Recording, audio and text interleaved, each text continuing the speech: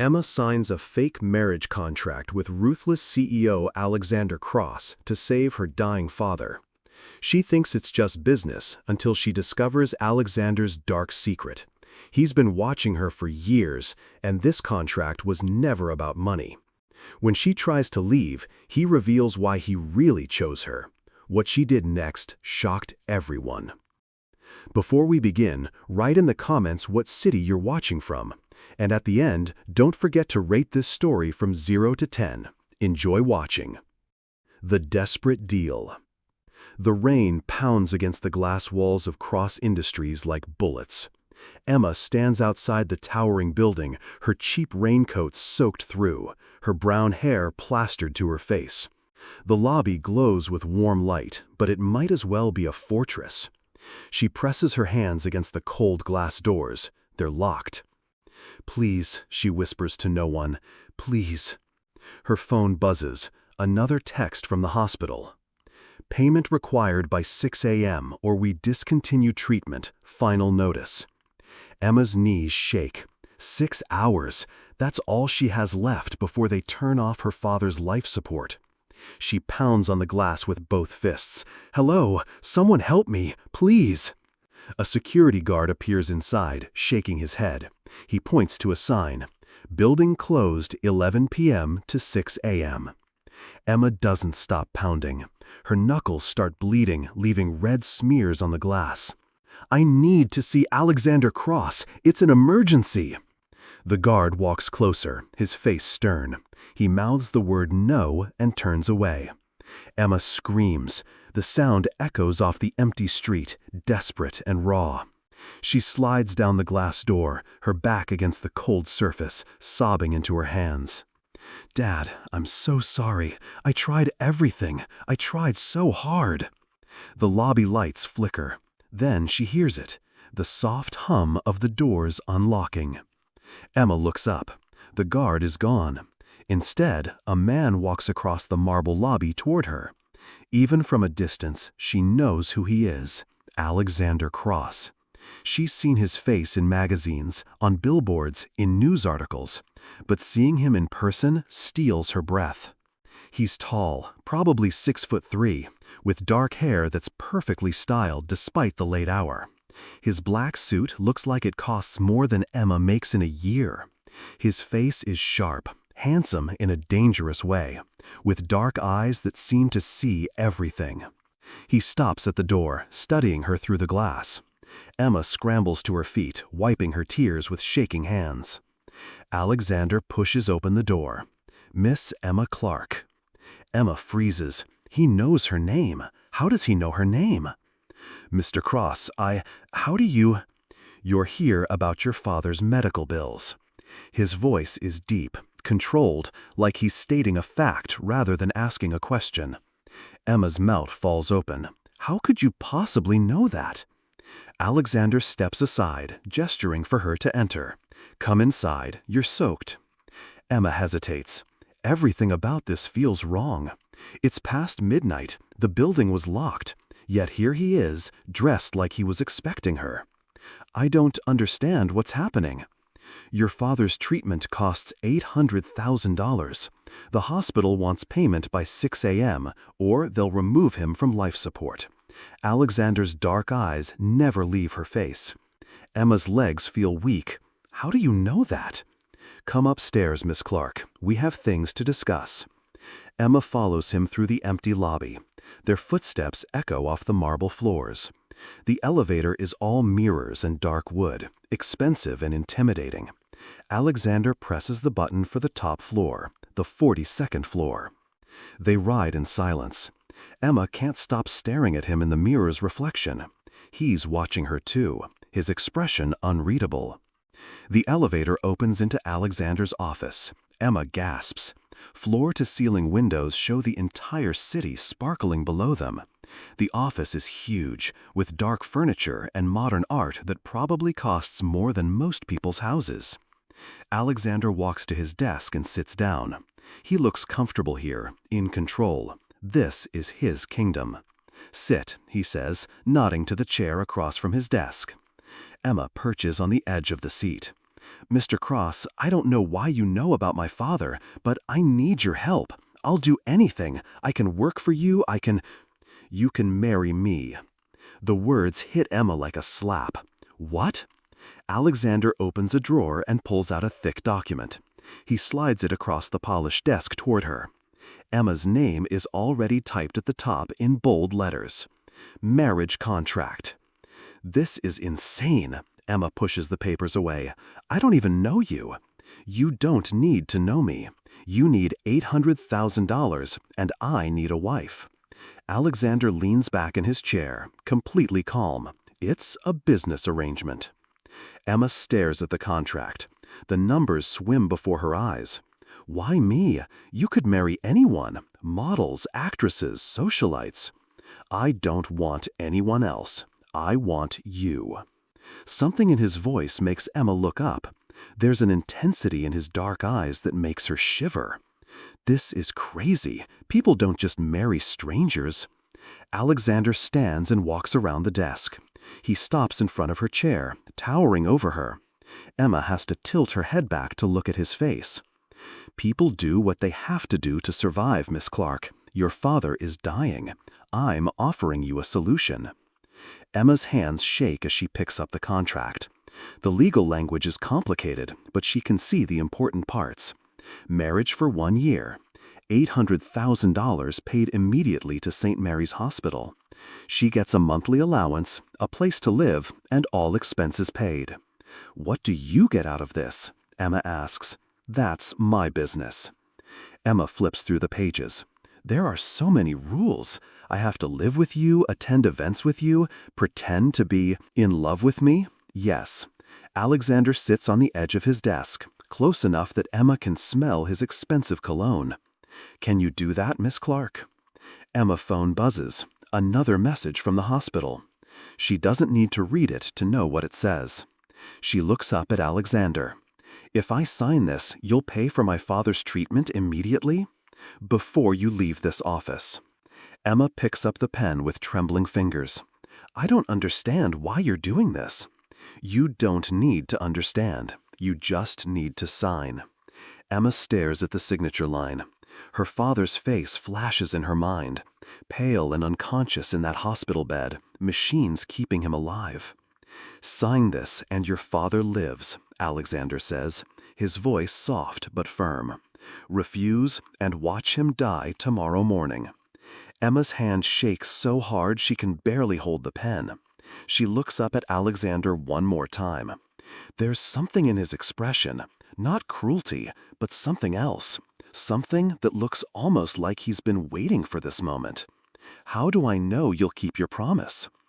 Alexander pulls out his phone and starts typing. I'm transferring the money now, but the transfer only goes through when you sign. Emma's heart pounds so hard. Rules of the game. Emma stares at the elevator doors as they close behind Alexander. The penthouse is silent except for the quiet hum of expensive air conditioning. She's never been in a place this luxurious before. The living room stretches out before her like something from a magazine. Everything is white, black, or silver.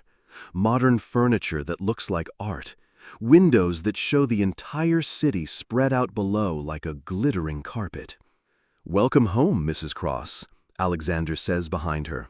Emma spins around. The name sounds wrong. Don't call me that. It's your name now. You might as well get used to it.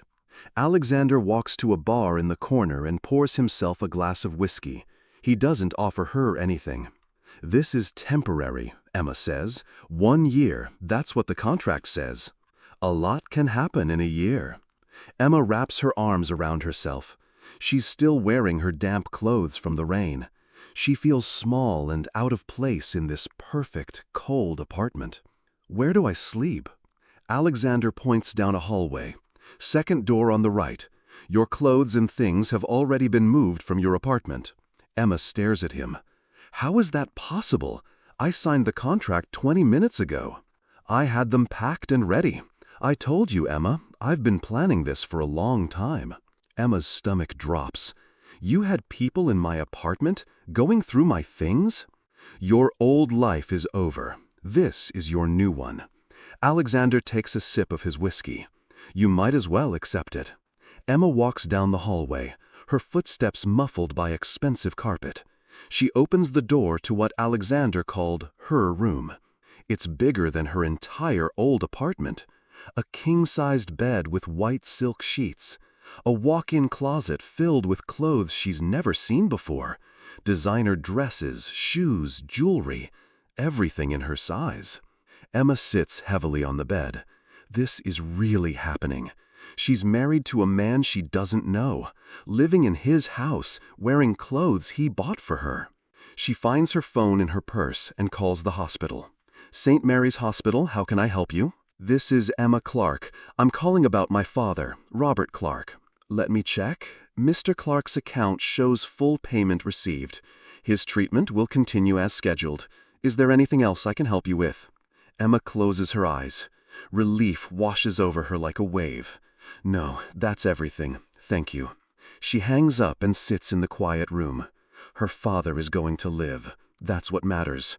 Everything else, this strange marriage, this beautiful prison, she can figure out later. There's a knock on her door. Come in. Alexander enters, carrying a cup of tea.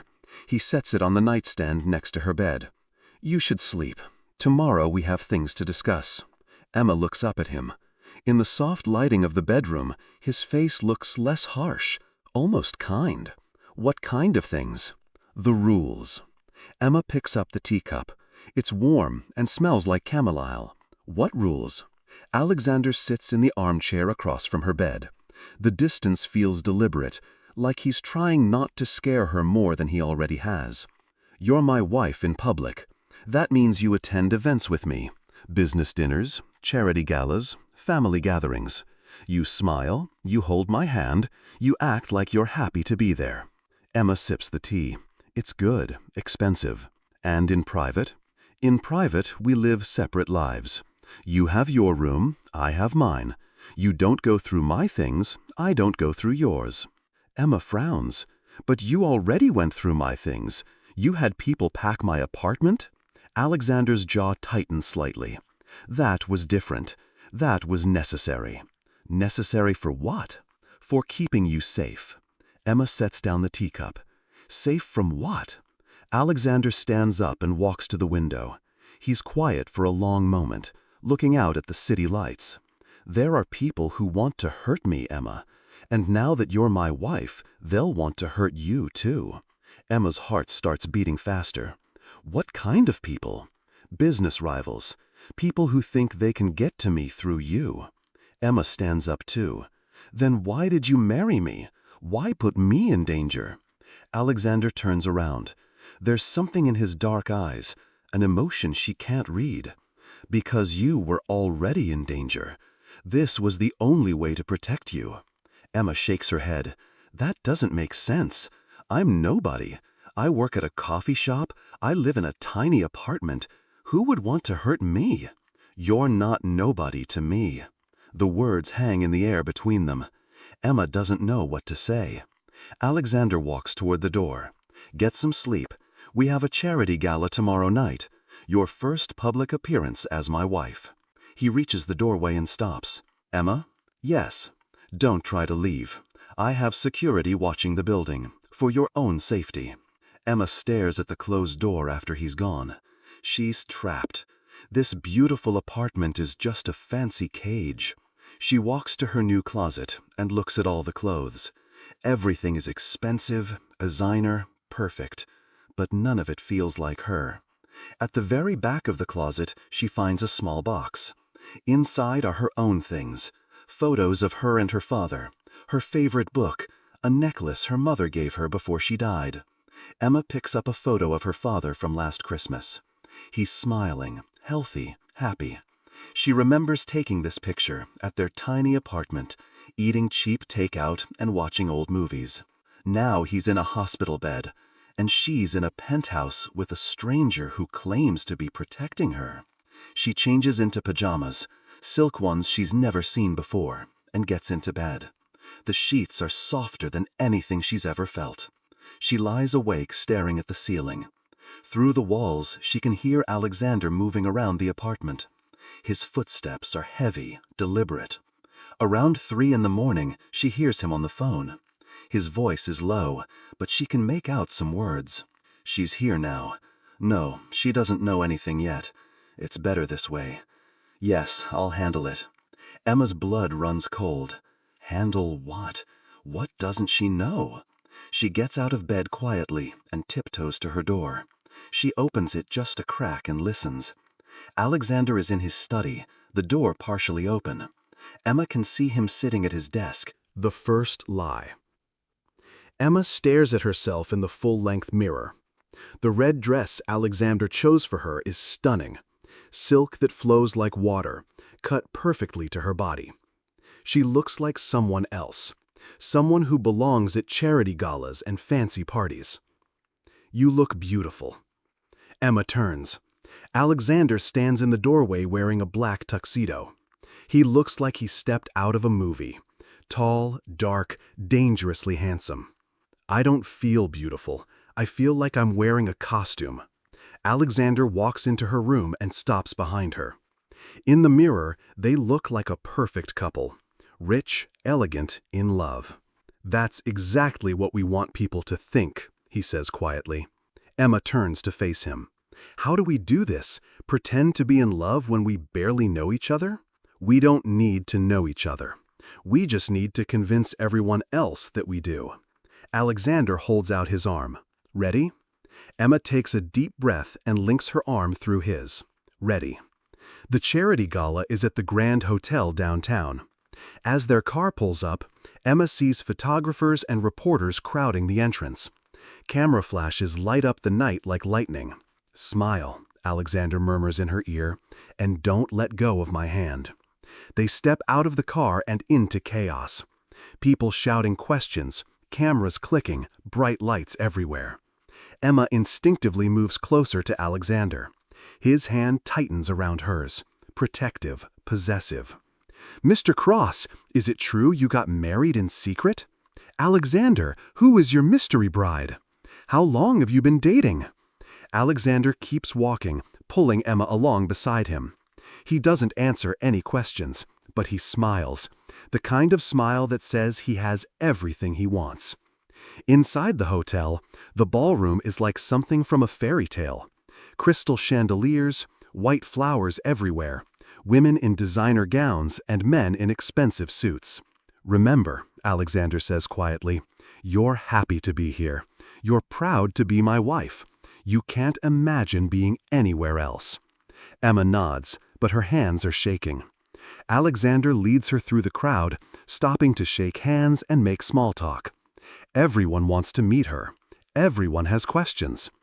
Emma, darling, you look stunning, says a woman with perfectly styled blonde hair and diamonds dripping from her ears. How did you and Alexander meet? Emma panics. They never discussed this. She looks at Alexander, not sure what to say.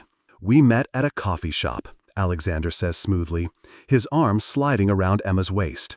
She was working, I was having the worst day of my life, and then I saw her smile. I knew right then I was going to marry her. The woman sighs romantically. How sweet, love at first sight. Something like that, Alexander agrees, his dark eyes meeting Emma's. They spend the next hour meeting people and telling the same story over and over. Emma starts to relax a little. Alexander is good at this, charming, confident, always knowing exactly what to say. But she notices other things too. The way some people look at her, like they're trying to figure out what Alexander sees in her. The whispered conversations that stop when they walk by. I need to use the bathroom, Emma tells Alexander. I'll wait for you right here. The bathroom is elegant, all marble and gold fixtures. Emma splashes cool water on her wrists and checks her makeup. She's doing okay. She can get through this. Two women enter the bathroom, talking in low voices. They don't notice Emma in the corner stall. Did you see Alexander Cross's new wife? I mean, really, what does he see in her? She's pretty enough, I suppose, but she's so ordinary. I thought he'd marry someone more sophisticated. I heard she was a waitress or something before this. A gold digger, obviously. Emma's cheeks burn. She stays hidden in the stall, hoping they'll leave. Well, I give it 6 months. You know how Alexander is with his obsessions. Remember that artist he dated? He was fascinated with her for a while, then dropped her completely. This is different, though. He married this one. Exactly. Which makes it even stranger. Alexander Cross doesn't do anything with a reason. There's something going on we don't know about. The women leave, still talking. Emma waits a few minutes, then comes out of the stall. In the mirror, she looks pale and shaken. She's not Alexander's wife. She's his obsession. Emma returns to the ballroom and finds Alexander exactly where she left him. He takes one look at her face and frowns. What's wrong? Nothing, I'm fine. But Alexander studies her face like he's reading her thoughts. Someone said something to upset you. It's nothing really. Alexander's hand finds the small of her back, guiding her toward a quieter corner of the ballroom. Tell me what happened. Emma looks up at him. For a moment, she considers telling him about what she heard. But something stops her. Maybe it's the way he's looking at her. Intense, protective, almost possessive. Just some women talking. It doesn't matter. It matters to me. Before Emma can respond, a man appears beside them. He's tall, well-dressed, with silver hair and cold blue eyes. Alexander, the man says. Congratulations on your marriage. Alexander's entire body goes tense.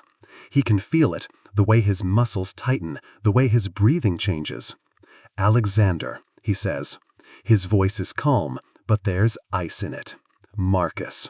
This is the Marcus Alexander heard Alexander talking about on the phone. And you must be the lovely Emma, Marcus says, turning to her with a smile that doesn't reach his eyes. I'm Marcus Blackwell, an old friend of your husband's.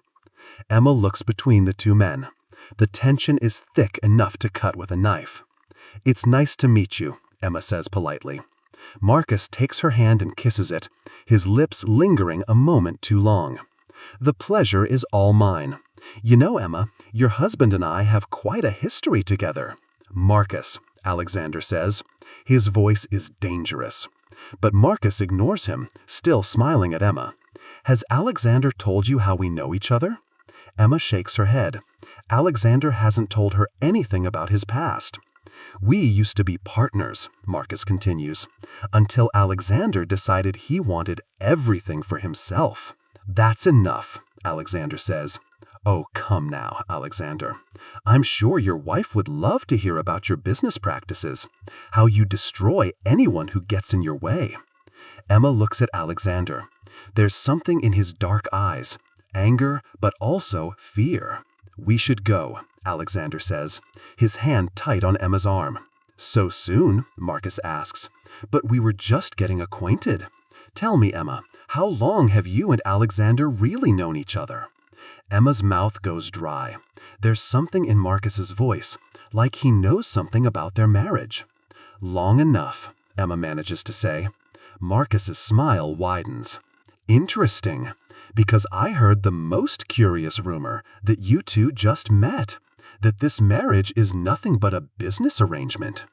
Alexander steps closer to Marcus, his voice low and threatening. Stay away from my wife. Or what, Alexander? Secrets in the shadows. Emma can't sleep. It's been 3 days since the charity gala, and she can't stop thinking about Marcus Blackwell and the look in his cold blue eyes. Every time she closes her eyes, she hears his voice. This marriage is nothing but a business arrangement. She gets out of bed and tiptoes down the hallway. Alexander's study door is slightly open, warm light spilling out into the darkness. Emma knows she shouldn't go in there. Alexander was clear about the rules. They don't go through each other's things. But something pulls her forward. The study is like Alexander himself. Dark, expensive, mysterious. Floor-to-ceiling bookshelves, a massive desk, computer screens showing stock prices and news feeds. Emma walks to the desk and sees papers scattered across it. Business contracts, financial reports, things she doesn't understand. But then she sees something that makes her heart stop. A file folder with her name on it. Emma opens it with shaking hands. Inside are documents she's never seen before. Her birth certificate, school records, employment history. But there are other things too.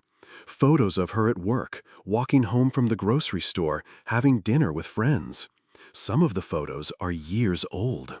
Emma flips through page after page, her horror growing. Alexander hasn't just been watching her for 3 years, he knows everything about her life. Her address, her schedule, her father's medical records, her bank statements, even her coffee order at work. Find anything interesting? Emma spins around. Alexander stands in the doorway, still dressed in his suit from work. His dark eyes are unreadable. "You've been spying on me for years?" Emma says, her voice shaking. Alexander closes the door behind him and walks into the study. "Not spying, protecting." "Protecting me from what?" Emma throws the folder down on the desk. Papers scatter everywhere. "I was nobody. I worked at a coffee shop. What could I possibly need protection from?" Alexander walks to his bar and pours himself a glass of whiskey. His hands are perfectly steady. Like finding his wife going through his secret files is just another part of his evening. "Sit down, Emma." "No." Emma crosses her arms over her chest. "I want answers. I want the truth." Alexander takes a sip of his whiskey and studies her face. "The truth is complicated." "Then uncomplicate it." Alexander sets down his glass and walks to a filing cabinet in the corner. He pulls out another folder, even thicker than the first one. "Your father didn't have a heart attack, Emma." Emma's legs suddenly feel weak. She grabs the edge of the desk to steady herself.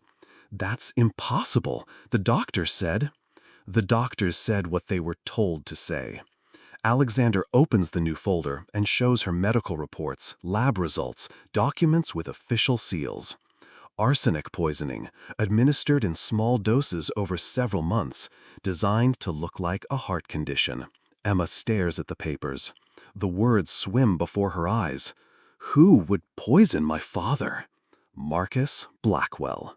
Emma sinks into the chair behind Alexander's desk. Her father was poisoned by the man she met at the charity gala, the man with the cold smile who seemed to know their marriage was fake. "Why?" she whispers. "Because your father worked for me. He was my accountant, and he discovered something Marcus didn't want anyone to know about." Alexander looks up at Alexander. "What kind of something?" Alexander walks to his computer and pulls up a series of files. Bank records, transaction histories, legal documents. Marcus has been embezzling money from his own company for years. Millions of dollars hidden in offshore accounts. Your father found the evidence and brought it to me. Emma's head spins. So Marcus poisoned him to keep him quiet? That was the plan. Kill your father slowly, make it look natural, and the evidence dies with him. Emma stands up, pacing to the window. The city sparkles below them, beautiful and deadly. "But you knew. You had the evidence." "Yes, but Marcus didn't know that I knew. He thought killing your father would be enough." Emma turns around. "So why didn't you just have Marcus arrested? Why this elaborate marriage scheme?" Alexander's jaw tightens. "Because Marcus is smart. He has connections, lawyers, politicians in his pocket. Direct evidence of embezzlement might not be enough to convict him. But if I could get him to try to hurt you—" Emma's blood runs cold. "You used me as bait?" "I used you as protection. There's a difference." "How is that protection? You just said you wanted Marcus to try to hurt me." Alexander walks towards her, his dark eyes intense. "I said try. I would never let him actually hurt you, Emma. I've had security watching you every minute of every day for 3 years." Emma backs up until she hits the window. 3 years? Why 3 years? Alexander stops just inches away from her. She can smell his cologne, feel the heat from his body. "Because 3 years ago, your father came to me with the evidence against Marcus. And 3 years ago, Marcus started planning to kill him. Emma's heart pounds. So you've been protecting me this whole time? Yes. And the marriage? The contract? The only way to make it legal. As my wife, you have round-the-clock protection, a security detail, legal rights. If anything happens to you, the entire weight of the Cross Empire comes down on whoever did it. Emma stares into Alexander's dark eyes. You could have just told me the truth from the beginning. Would you have believed me? If a stranger came up to you 3 years ago and said, your father is being poisoned by his boss and I need to marry you to keep you safe, would you have said yes? Emma thinks about it. Probably not. But now I know the truth, and I still don't understand something. What? Alexander turns away from her and walks back to his desk. For a long moment, he's quiet, staring down at the scattered papers. I had a younger sister, he says finally. Her name was Sarah. She was 22 years old, smart, beautiful, full of life. Emma's heart clenches at the past tense. What happened to her? Marcus happened to her. Alexander's voice is flat, emotionless, but Emma can see the pain in his eyes. She worked for his company as an intern. She discovered some of his illegal activities and threatened to report them. Emma moves closer to him. Alexander, Marcus had her killed. The enemy revealed. Alexander's safe house is a cabin 2 hours north of the city, hidden in the mountains surrounded by dense woods. It looks like something from a movie, rustic on the outside, but filled with high-tech security equipment inside. Emma sits on the couch, wrapped in a blanket, watching Alexander pace back and forth while talking on his phone. He's been making calls for the past hour, his voice low and urgent. I don't care what it costs, he's saying. I want every piece of information you can find on Marcus's activities in the last 48 hours. Bank records, phone calls, where he's been, who he's talked to, everything. He hangs up and turns to Emma. My security team is analyzing the text message. They'll be able to trace it soon. Emma pulls the blanket tighter around herself. He knows we're married. He knows it's fake. How? Alexander sits down beside her on the couch, careful to maintain some distance. Marcus has been watching me just as closely as I've been watching him. He probably figured it out when you signed the contract so quickly. Emma's phone buzzes again, another text from the unknown number. Running away so soon. I thought we were just getting reacquainted. Alexander's jaw tightens as he reads the message over Emma's shoulder. He's playing games. What does he want? To hurt me, and he knows the best way to do that now is to hurt you. Emma stands up and walks to the window. Through the trees she can see lights from other cabins in the distance. It's peaceful here, quiet, nothing like the dangerous world of corporate espionage and murder they left behind in the city. Tell me about your sister, Emma says without turning around. What was she like? Alexander is quiet for so long that Emma turns to look at him. He's staring into the fireplace, lost in memories. She was the best person I knew, he says finally. Kind, honest, always trying to help other people. She wanted to be a lawyer so she could fight for people who couldn't fight for themselves. Emma sits back down, closer to Alexander this time. She sounds wonderful. She was.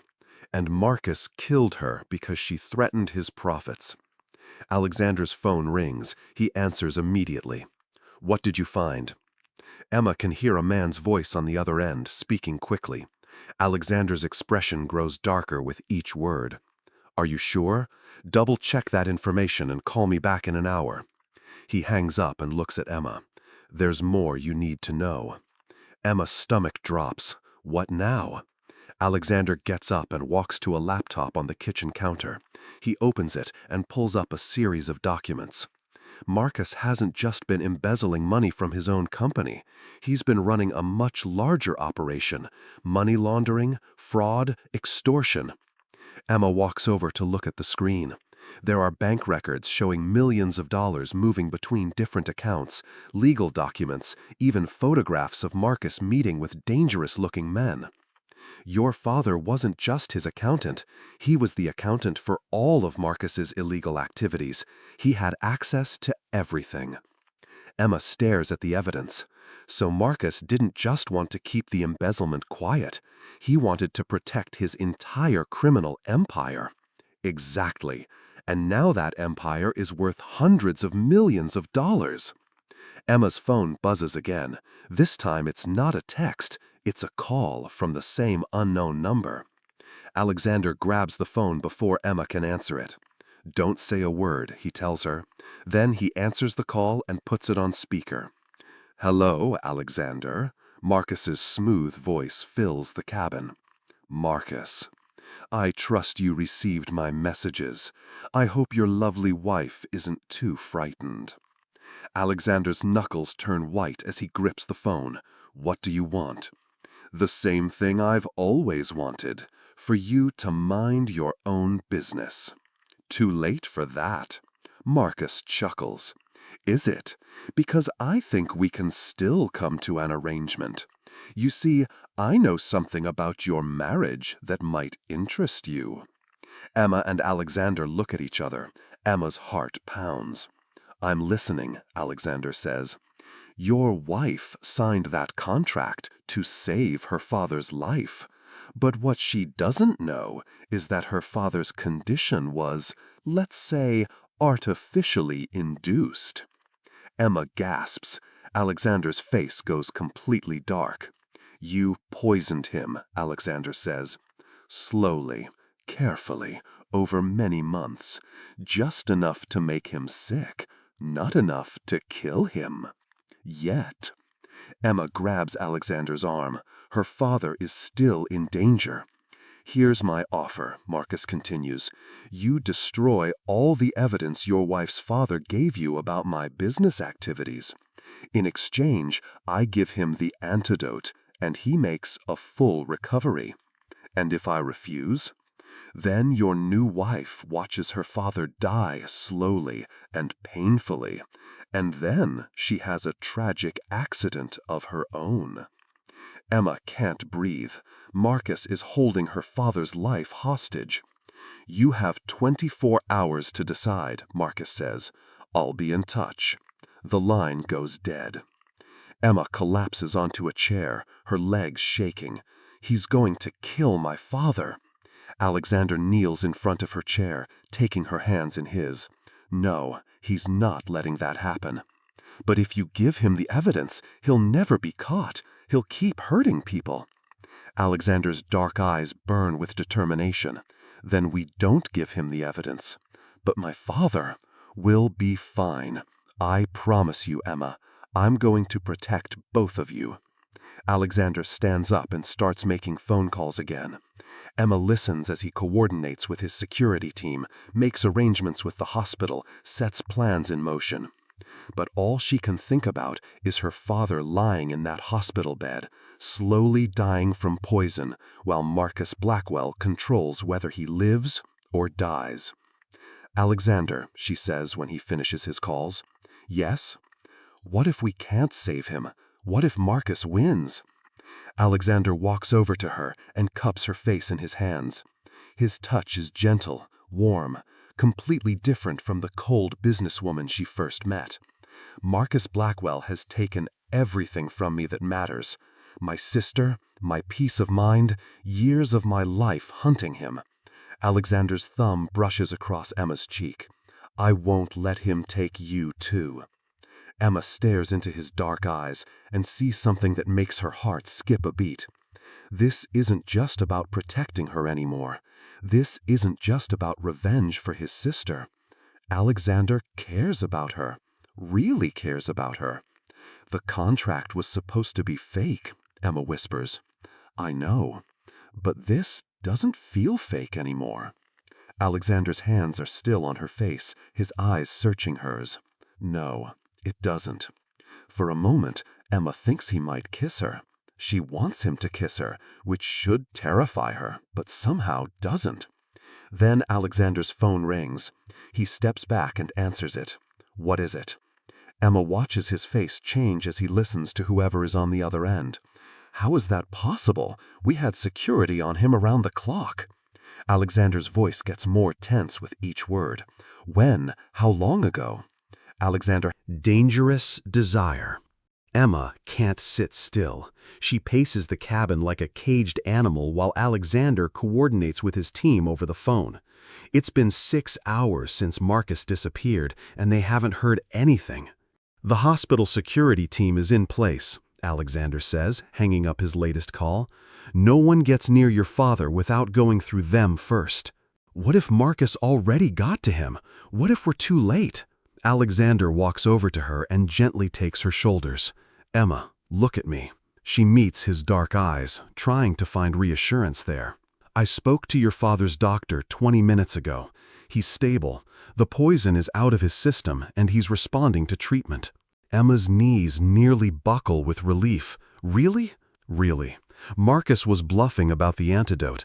Once we identified the specific toxin, the doctors were able to treat it properly. Emma collapses onto the couch, all the tension leaving her body at once. So, he's going to be okay? He's going to be fine. Emma starts crying.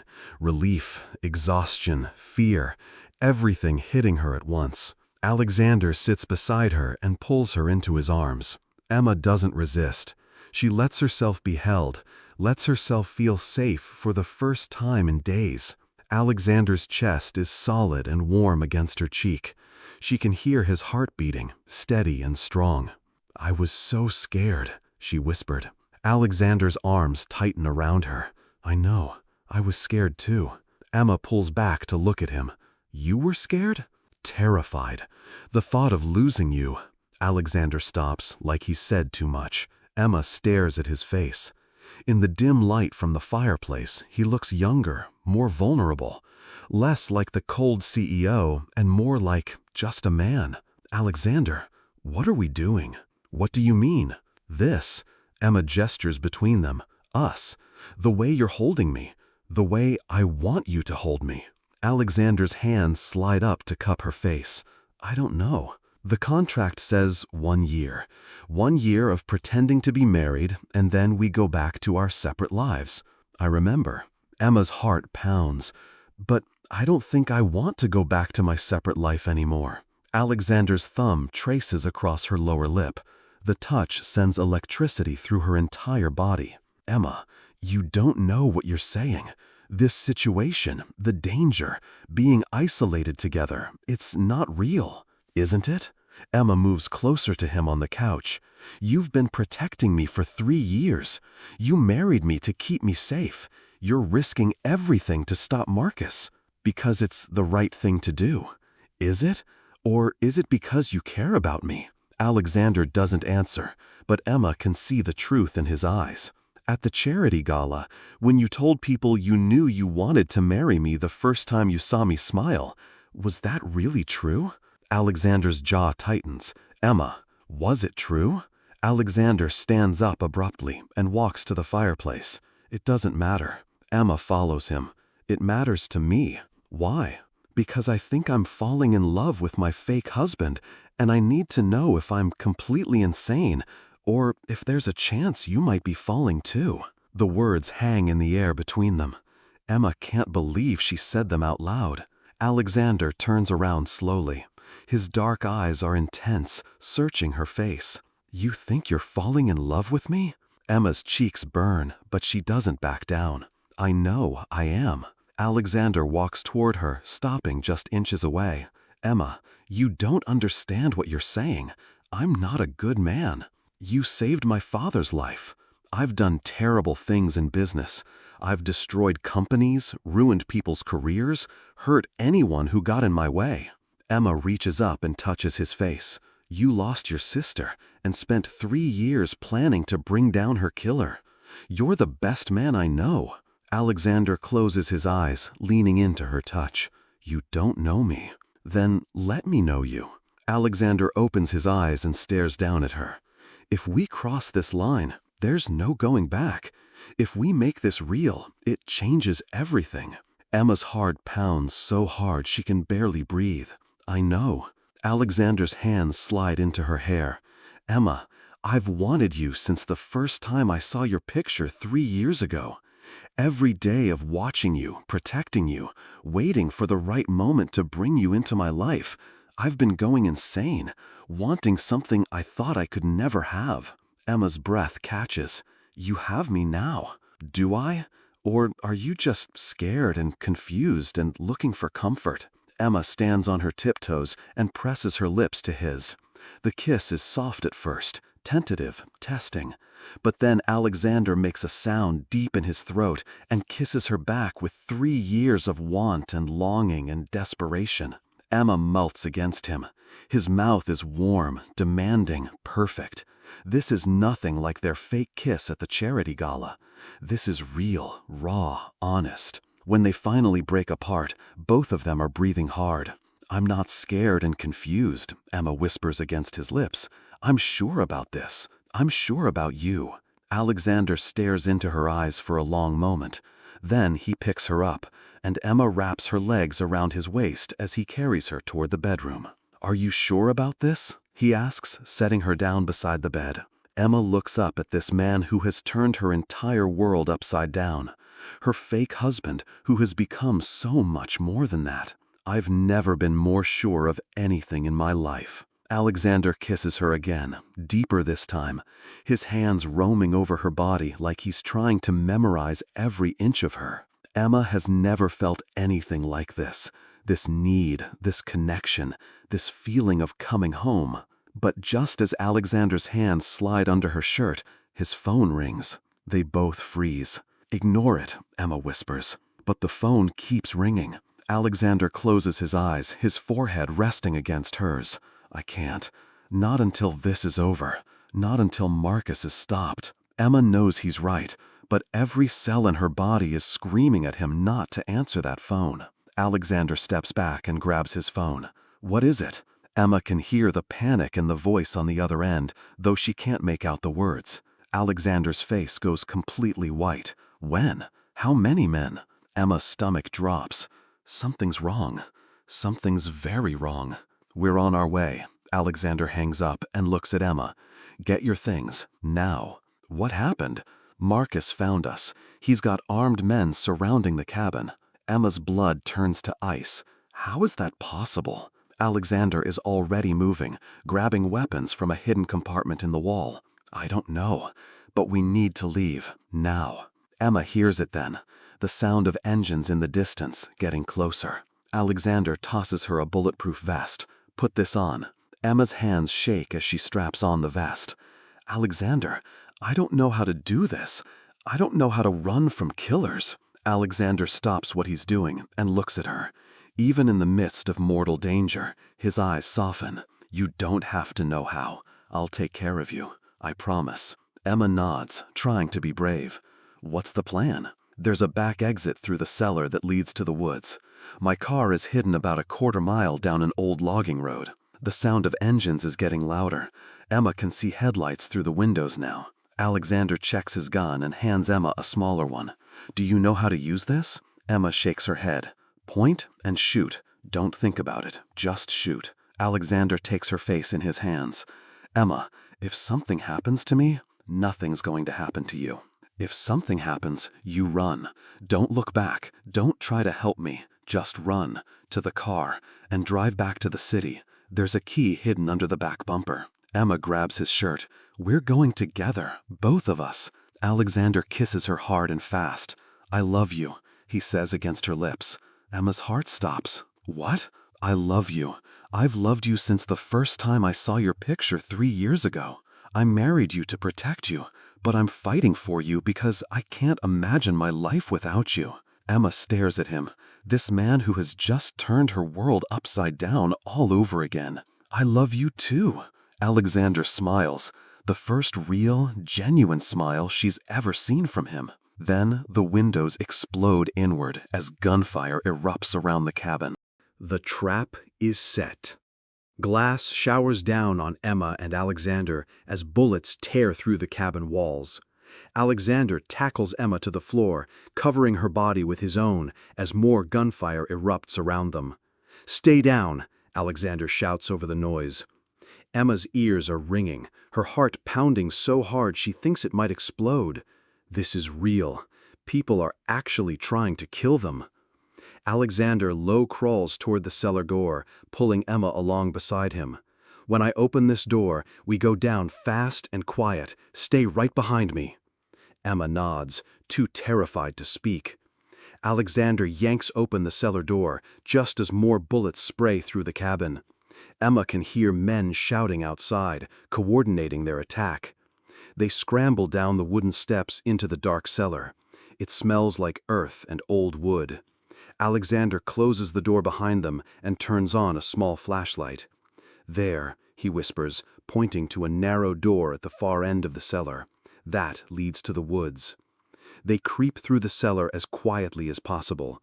Emma can hear heavy footsteps above them. Marcus's men are inside the cabin now. Alexander reaches the door and slowly turns the handle. It opens into a small tunnel that slopes upward toward the surface. This will put us about 50 yards into the trees, Alexander whispers. From there, we run.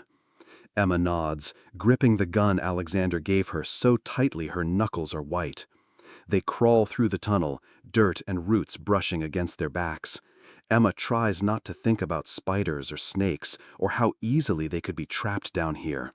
Finally, they reach the other end. Alexander pushes aside a hidden panel and cool night air rushes in. They emerge behind a fallen log about 50 yards from the cabin. Emma can see the lights and shadows of armed men moving around inside. Now we run, Alexander says. They sprint through the dark woods, branches tearing at their clothes and faces. Emma has never run so hard in her life. Her lungs burn, her legs ache, but she doesn't slow down. Behind them she hears shouting. Marcus's men have discovered they're gone. This way, Alexander says, pulling her toward the left. They crash through the underbrush for what feels like hours, but is probably only minutes. Finally, Alexander stops behind a thick cluster of pine trees. There, he pants, pointing through the trees. Emma sees it, a black SUV hidden under camouflage netting. They run toward the vehicle. Alexander rips off the netting and finds the key under the back bumper, just like he said. "Get in," he says. Emma dives into the passenger seat as Alexander starts the engine. The SUV roars to life, and Alexander guns it down a narrow dirt road Emma didn't even know was there. "Are they following us?" Emma asks, looking back through the rear window. "Not yet, but they will be." Alexander drives fast but carefully, navigating the winding mountain roads in the dark. Emma's hands are still shaking from the adrenaline. "How did they find us?" she asks. Alexander's jaw is tight. "I don't know. That location was completely secure. Only 3 people knew about it." Emma's stomach drops. "You think someone on your team is working for Marcus?" "It's the only explanation." Emma stares out at the dark trees rushing past. If they can't trust Alexander's own people, then who can they trust? Where are we going now? Back to the city, but not to the penthouse. That's compromised too. I have another safe house Marcus doesn't know about. Alexander pulls out his phone and dials a number. "It's me," he says when someone answers. "The cabin was compromised. We're heading to location 7. No, don't meet us there. I don't know who we can trust anymore. Just do what I asked about Marcus. I want to know where he is every second of every day." He hangs up and looks at Emma. "Are you okay?" Emma almost laughs. "Am I okay? People just tried to kill us, we crawled through a tunnel, and I'm holding a gun for the first time in my life? I don't think I'm ever going to be okay again." Alexander reaches over and takes her free hand. "Emma, I'm sorry. I'm so sorry I dragged you into this." Emma looks down at their joined hands. "You didn't drag me into anything. You saved my life. You saved my father's life. I put you in danger. Marcus put me in danger. You're trying to get me out of it." Alexander brings her hand to his lips and kisses her knuckles softly. When this is over, we're going to have that conversation we started back at the cabin," Emma interrupts. "The one about making this marriage real." Alexander's dark eyes meet hers. "You still want that?" After everything that's happened tonight? Emma thinks about it. A few hours ago, she was a normal person with a normal life. Now she's running from killers, holding a gun, hiding in safe houses. But she also thinks about the way Alexander held her, kissed her, told her he loved her, the way he's risked everything to protect her and her father. Yes, she says, I still want that. Alexander smiles, and even in the dim light from the dashboard, Emma can see the relief in his eyes. They drive in comfortable silence for a while, the city lights growing brighter as they get closer to civilization. Alexander, Emma says eventually, yeah? When you told me you loved me back there, did you mean it? Or was it just the adrenaline and fear talking? Alexander glances over at her. I meant it, every word. Emma's heart flutters. Good, because I meant it too. Alexander's phone buzzes with a text message. He hands it to Emma. Read it for me. Emma looks at the screen. The message is from an unknown number. Enjoyed the fireworks tonight? Next time I won't miss. Bring me the evidence, or your wife dies. Tomorrow night, midnight, the old warehouse on 5th Street. Come alone. Emma's blood turns to ice. He wants to meet. It's a trap. Of course it's a trap. But what choice do we have? Alexander thinks for a moment, his hands gripping the steering wheel tightly. We don't give him what he wants, Alexander says finally. We end this. How? We set a trap of our own. Emma stares at Alexander's profile as he drives. You want to use me as bait again? No, I want to use me as bait, and I want to catch Marcus Blackwell once and for all. Emma's stomach churns. That sounds incredibly dangerous. Everything about this situation is dangerous, Emma, but I'm tired of running. I'm tired of looking over my shoulder, wondering when Marcus is going to make his next move. Alexander pulls the SUV into a parking garage downtown. I want this over so we can start our real life together. Emma looks at this man she married to save her father's life. This man who has become the most important person in her world. What do you need me to do? Alexander turns off the engine and looks at her. I need you to trust me. I do trust you, completely. Alexander leans into her touch. Then let's finish this. Everything falls apart. The warehouse on 5th Street looks exactly like what it is, a perfect place for someone to disappear forever. Alexander parks 3 blocks away, in the shadows of an abandoned building. The plan is simple, he tells Emma for the 3rd time. You stay here with the engine running. If I'm not back in 30 minutes, you drive straight to the police station. Emma grabs his arm. I don't like this. Something feels wrong. Alexander checks his gun and tucks it inside his jacket. Everything about this feels wrong, but we're out of options. Emma looks at the digital clock on the dashboard. 11:47 p.m. 13 minutes until the meeting. What if Marcus doesn't come alone? What if he has 20 men with guns? Then I guess we'll find out how good my security team really is. Emma frowns. I thought you said you couldn't trust your security team. Alexander's expression hardens. I can't trust some of them, but there are 3 men I've known for years, men who were loyal to my father before me. They're positioned around the warehouse right now. Emma wants to feel reassured, but her stomach is still churning with anxiety.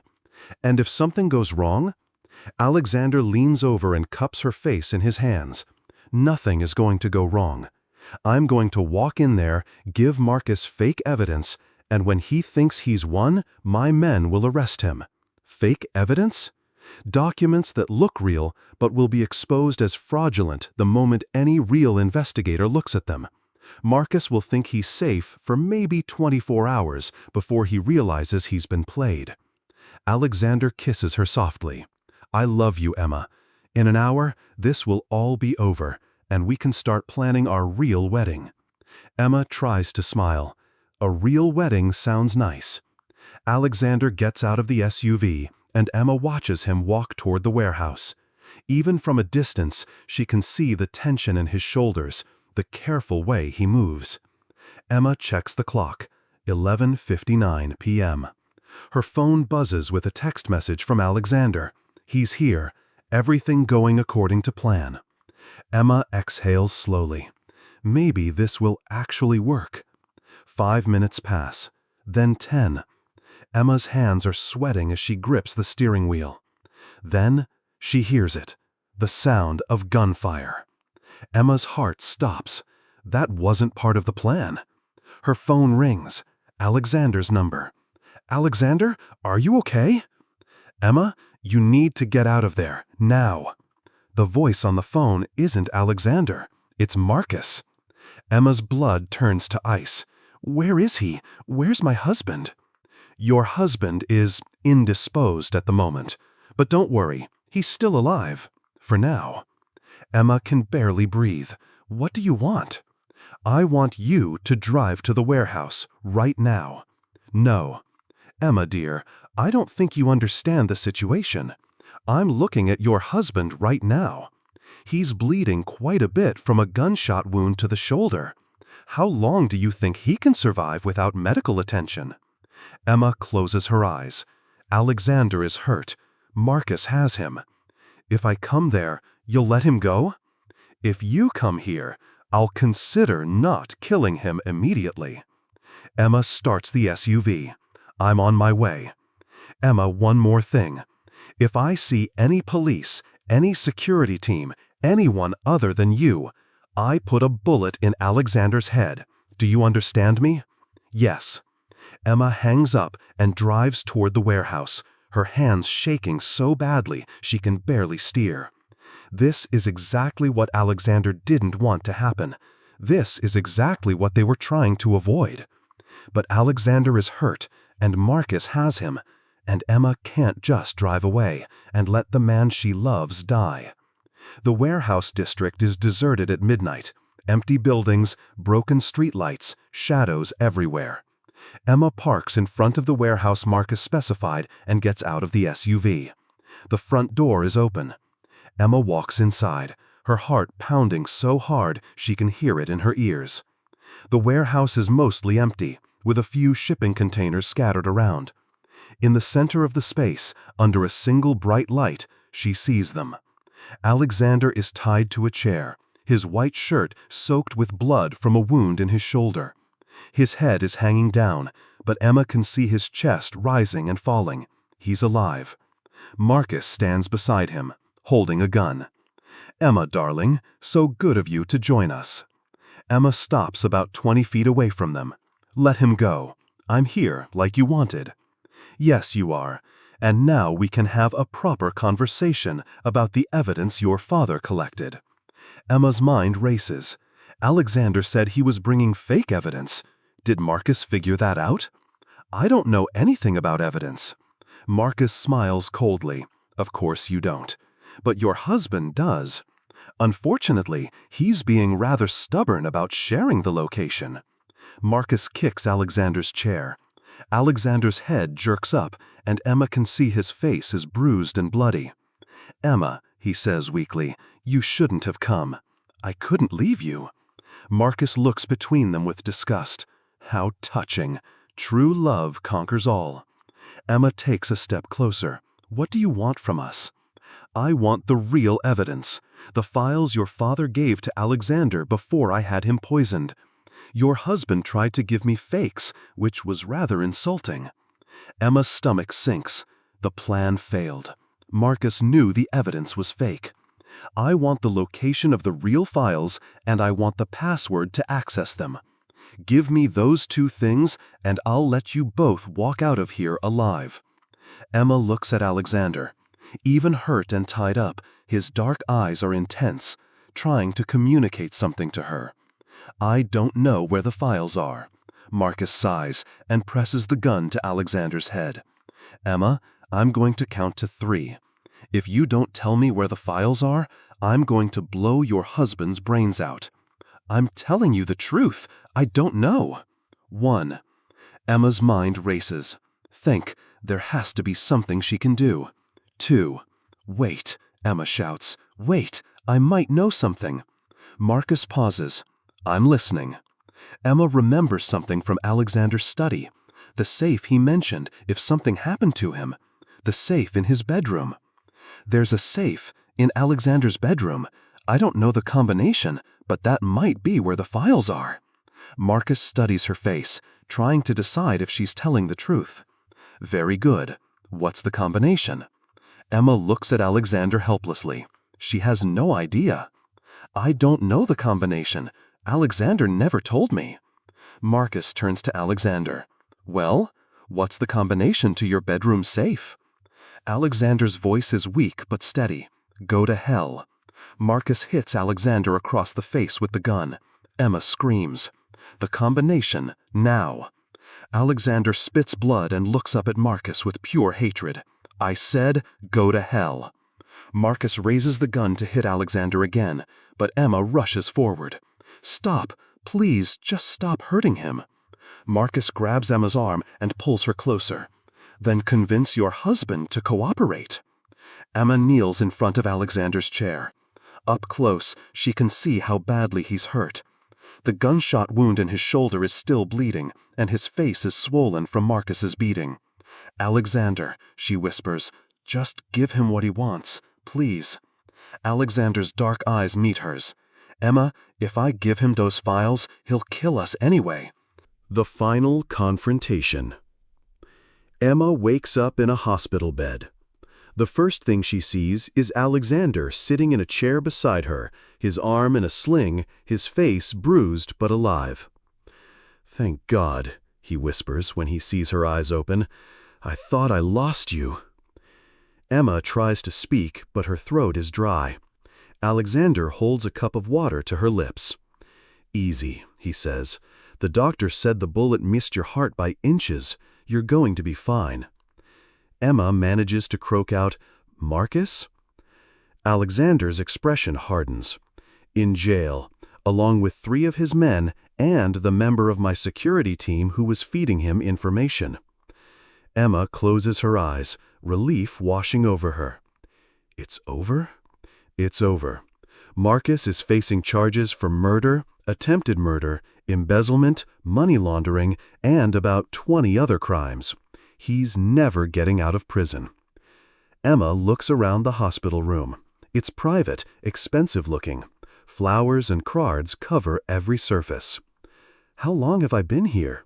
3 days. You lost a lot of blood, and you were in surgery for 6 hours. Alexander takes her hand gently. Emma, why did you do it? Why did you throw yourself in front of that bullet? Emma meets his dark eyes. Because I love you, and because I couldn't watch him kill you. Alexander brings her hand to his lips and kisses it softly. You could have died. But I didn't. We both didn't. Alexander is quiet for a moment, staring down at their joined hands. When I saw you get shot, when I thought I was going to lose you, he pauses, his voice breaking slightly. I realized that everything I thought mattered before, my company, my revenge against Marcus, even justice for my sister, none of it means anything if you're not in my life. Emma squeezes his hand. Alexander, let me finish. I know our marriage started as a contract. I know I forced you into it to protect you. But Emma, I want to marry you for real.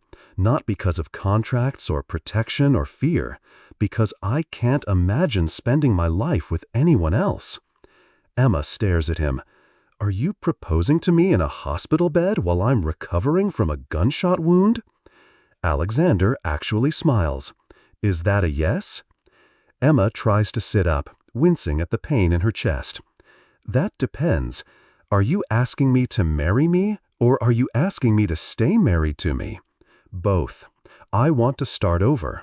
I want us to have a real wedding, a real marriage, a real life together. Emma looks at this man who has turned her entire world upside down in the span of 2 weeks. The man who protected her for 3 years without her knowing it. The man who was willing to die rather than let a killer go free. What about the contract? Alexander pulls a folder from the bag beside his chair. Inside is their marriage contract. or what's left of it. It's been torn into pieces. I destroyed it yesterday. Our marriage is real now, Emma. Legal and binding, and based on love, not business. Emma feels tears welling up in her eyes. You destroyed it? I never want you to wonder if I'm with you because of a piece of paper. I'm with you because I choose to be, because I love you, because I want to wake up next to you every morning for the rest of my life. Emma reaches up and touches his face. His skin is warm, familiar, perfect. Yes. Yes? Yes. I'll marry you for real. Yes, I want to wake up next to you every morning. Yes, I love you too. Alexander leans down and kisses her softly, carefully, like she's made of glass. When you get out of here, we're going to do this right, he says against her lips. A real proposal, a real wedding, everything you deserve. Emma pulls back to look at him. I don't need a fancy wedding, Alexander. I just need you. Too bad, you're getting both. The door to Emma's hospital room opens, and a man walks in. He's older, thin, with kind eyes and a worried expression. Dad? Emma gasps. Robert Clark walks over to her bed, moving slowly but steadily. He looks tired and older than Emma remembers, but he's alive and awake and smiling at her. Hi, sweetheart. Emma starts crying. Dad, I thought the poison. I'm fine. The doctors got it all out of my system. I'm going to make a full recovery. Emma's father looks at Alexander. Thank you for everything you did to save my daughter, and for saving me. Alexander stands and extends his hand. Mr. Clark, I'm sorry we had to meet under these circumstances. Emma's father shakes Alexander's hand firmly. I understand you want to marry my daughter. Emma looks between the two men nervously. Dad, for real this time, her father continues, not just to protect her. Alexander nods. Yes, sir. I love her, and I want to spend my life with her. Emma's father studies Alexander's face for a long moment. Then he smiles. Good, because if you hadn't asked her, I was going to suggest it myself. Any man willing to risk his life to protect my family is someone I want as a son-in-law. Emma laughs through her tears. Did you two plan this conversation? Maybe, Alexander says with a grin. Emma's father pulls up a chair on the other side of her bed. Now, tell me about this wedding you're planning, because if my daughter is getting married for real this time, we're going to do it right. Emma looks at her father, then at Alexander, then at the flowers and cards covering her hospital room. 6 months ago, she was a waitress struggling to pay her father's medical bills. Now she's married to the man she loves, her father is healthy and safe, and her biggest worry is planning a wedding. So what happens now? Emma asks. Alexander takes her hand. Now we go home. We plan our wedding. We start our real life together. Emma's father squeezes her other hand. Now we're a family. Emma closes her eyes and smiles. A real family, a real marriage, a real life. It's everything she never knew she wanted, and everything she'll never take for granted again. 6 months later, Emma walks down the aisle of a small church filled with friends and family. Her father walks beside her, healthy and proud. Alexander waits at the altar in a black tuxedo, his dark eyes full of love and promise. When the minister asks if Alexander takes Emma to be his wife, he doesn't hesitate. I do, forever and always. When he asks the same question of Emma, she looks into the eyes of the man who saved her life in every way possible. I do, with all my heart. They kiss as husband and wife, for real this time, and Emma knows that their contract marriage was just the beginning of their real love story. Love beyond the contract. 6 months later. Emma Cross, her real name now, not just a name on a contract, stands in the kitchen of their penthouse apartment, making coffee and watching Alexander get ready for work through the bedroom doorway. He's adjusting his tie, the same way he did that first morning after their fake wedding. But everything is different now. The tension is gone, replaced by an easy intimacy that makes Emma's heart skip every time she looks at him. "Coffee's ready," Emma calls. Alexander walks into the kitchen and wraps his arms around her from behind, nuzzling her neck. "Good morning, Mrs. Cross." Emma leans back against his chest. "Good morning, Mr. Cross." 6 months of real marriage has been everything Emma dreamed it would be, and nothing like she expected. Alexander in love is completely different from Alexander in business mode. He's tender, playful, protective without being controlling. Their penthouse has been transformed too. It's still beautiful and expensive, but now there are photos of Emma and her father, books Emma likes to read, plants she bought at the farmer's market. It feels like home. "I have to fly to Chicago today for a board meeting," Alexander says, pouring himself coffee. "I'll be back tonight." Emma turns in his arms. "The Blackwell Industries acquisition?" Alexander nods. "The final vote to dissolve Marcus's company and distribute the assets to his victims." Marcus Blackwell was sentenced to life in prison without parole. His entire criminal empire has been dismantled, and the money he stole is being returned to the people he hurt. "Your father will finally get his pension back," Alexander says, "plus compensation for everything Marcus put him through." Emma smiles. Her father has recovered completely from the poisoning and is living in a nice house Alexander bought for him. They have dinner together every Sunday, and Robert Clark has fully embraced Alexander as the son he never had. "Speaking of my father," Emma says, "he wants to know if you're free for golf this weekend." Alexander grins. "Tell him yes, and tell him I'm finally ready to hear those embarrassing stories about your childhood." Emma laughs. "Trust me, you're not ready." Alexander kisses her forehead. "I love your childhood stories. I love everything about you." Emma's phone buzzes with a text message. She glances at it and frowns.